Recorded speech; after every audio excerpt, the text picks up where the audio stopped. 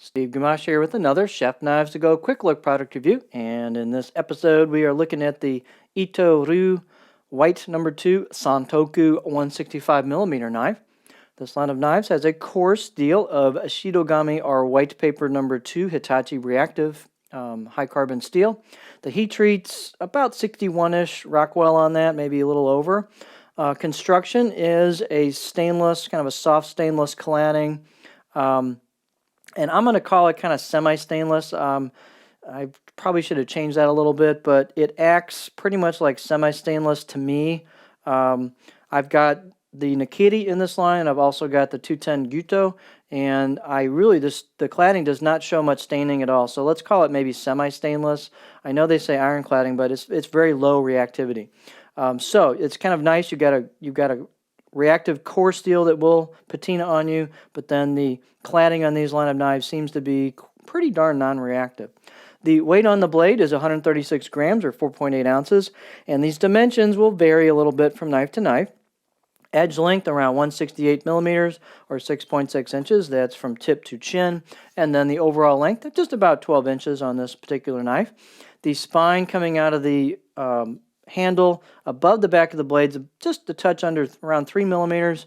And then these do have a pretty nice taper. They'll taper off a little bit and then hold that, and then a pretty generous high grind on these, so they thin out really nice towards the tip. We'll get a close-up look at that. The blade height is about 51.7 on this, so it's fairly tall.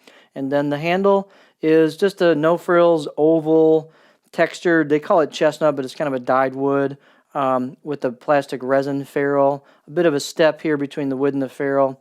The texture on the handle is actually kind of nice. It's pretty grippy. I don't mind these handles as much as some people do, but they actually work pretty well. They're pretty functional. Definitely nothing fancy. The handle circumference is about 3 inches, right where the ferrule and the wood meet. And these also have a pretty generous gap here between the back of the blade, the choil, and the front of the handle, so you can put your finger in there for a comfortable pinch grip. Let's take a close-up look at these knives. I personally think these are one of the best value lines on the entire Chef Knives to Go site. These have an amazing amount of performance and really nice fit and finish for the price. They're just incredible what they put in these knives for the money.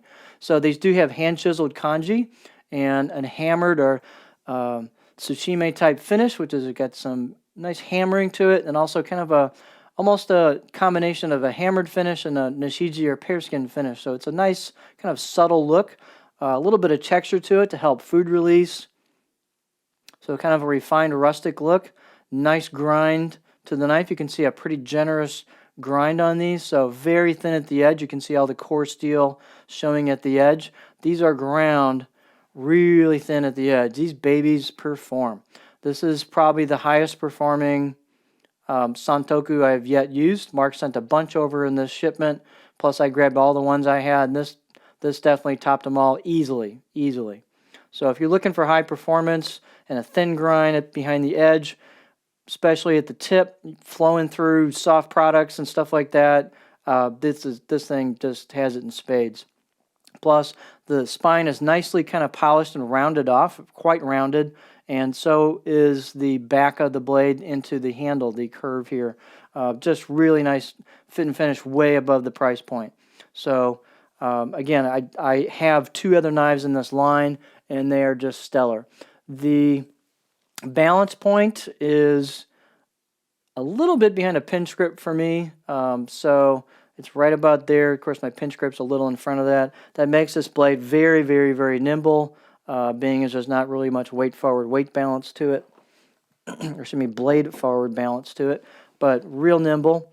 It's fairly tall, as you can see, of course, loads of clearance for cutting, and the profile's nice on this. It's not really much of a flat to it. It's got a little touch of flat at the heel, but more of a kind of a continuous curve, as is the case with a lot of Santoku knives.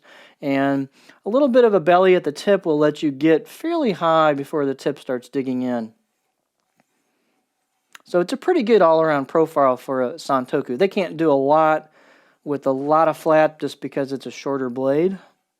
Otherwise, you'd be basically using a Nakiri, right?